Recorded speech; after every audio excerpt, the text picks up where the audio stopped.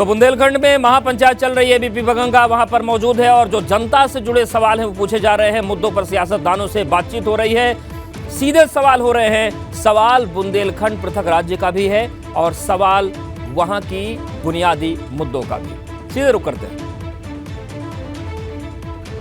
हमारे साथ चंद्रपाल जी, प्रदीप जी, शर्मा जी। तो शुरुआत हो जाए। ये ऐसा पैनल मिला नहीं जिसमें कांग्रेस, सपा और भाजपा तीनों, क्योंकि भाजपा ने तो आप सभी लोगों, दोनों लोगों का सुपड़ा यहां साफ कर दिया है, इसलिए पैनल बनाने में भी हमें बहुत दिक्कत हुई। चंद्रपाल जी, इसकी वजह क्या समझते हैं आप? माइक ले लीजिए, माइक।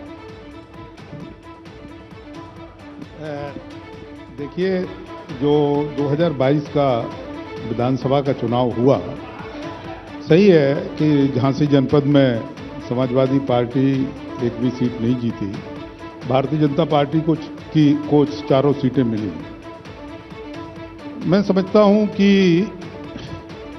चुनाव में जिस तरीके से वातावरण को बनाया गया, चुनाव में जाति और धर्म के नाम पर, आखिर में जाति और धर्म के नाम पर चुनाव को बांट दिया गया। हम लोगों ने हमेशा प्रयास किया है कि जिस तरीके से आपने ये महापंचायत आयोजित की है, कि चुनाव हमेशा विकास के एजेंडे पे होना चाहिए। बुंदेलखंड एक पिछड़ा हुआ क्षेत्र रहा है और यहाँ मूलभूत सुविधाओं का भी अभाव बना रहा है। सरकारें बहुत रहीं, तमाम सरकारें आईं, लोगों ने भरपूर प्रयास भी किए और जितना हो पाया, लेकिन चुनाव जो हुआ वो विकास के एजेंडे पे चुनाव नहीं हो पाया। चुनाव, सबको पता है कि जाति और धर्म के नाम पर आखिर में ध्रुवीकरण हुआ और निश्चित रूप से चुनाव। तो आरोप देखिए, आपने कहा जाति धर्म की बात है, तो जाति धर्म जो MY समीकरण, MY फैक्टर, तो MY में तो जाति भी आ गई, धर्म भी आ गया।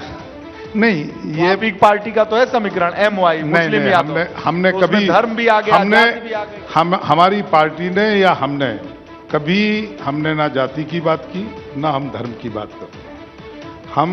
हमारा देश सेकुलर कंट्री है, हम सेकुलरिज्म की बात करते हैं। सभी धर्म के लोगों को, सभी संप्रदाय के लोगों को, सभी जाति के लोगों को एक साथ लेकर के चलने की हमने हमेशा बात की है और हमेशा हम उस बात को करते हैं। सेकुलर। चलिए प्रदीप जी, आप तो यहाँ से सांसद रहे, केंद्रीय मंत्री भी पार्टी ने आपको बनाया, फिर कांग्रेस चलिए पूरे प्रदेश में कहीं नहीं खड़ी है, लेकिन बुंदेलखंड में आपने तो मंत्री के तौर पर काम भी किया, तो क्यों फिर ऐसी दुर्दशा में, कहाँ इतनी दुर्गति कैसे हो गई आपको? नहीं, राजनीति में कभी कोई दल सत्ता में आता है, कभी विपक्ष में आता है, लेकिन हम लोगों का जो मूलभूत कारण था कि हमारा संगठन बहुत मजबूत नहीं था, और संगठन मजबूत ना होने के कारण जो हमने किया वो हम जनता तक नहीं पहुंचा पाए, हम नहीं बता पाए। अब 1000 करोड़ रुपए की जो सेंट्रल एग्रीकल्चर यूनिवर्सिटी जिस जगह बनी, वहां हमें वोट नहीं मिले, चूंकि हमारे बूथ पे लोग नहीं थे।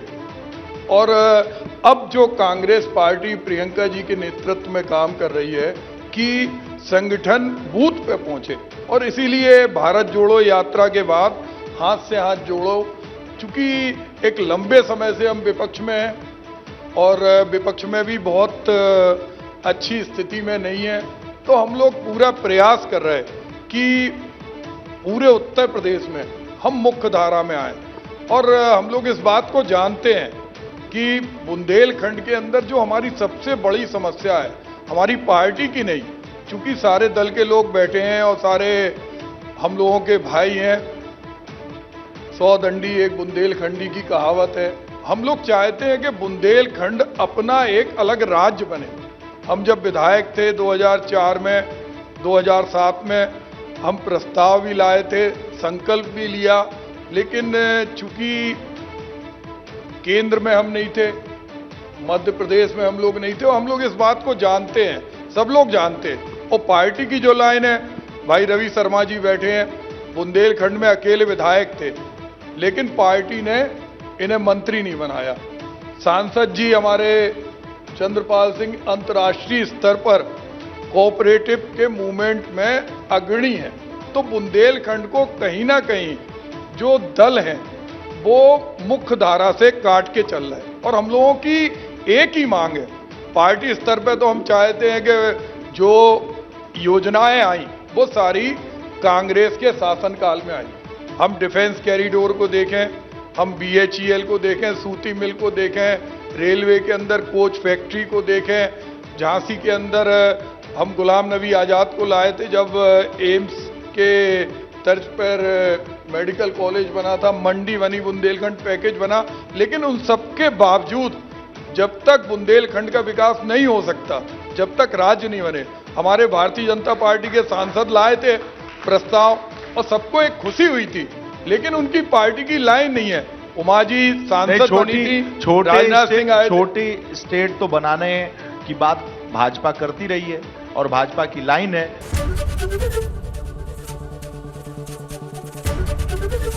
ABP गंगा, खबर आपकी, जुबान आपकी।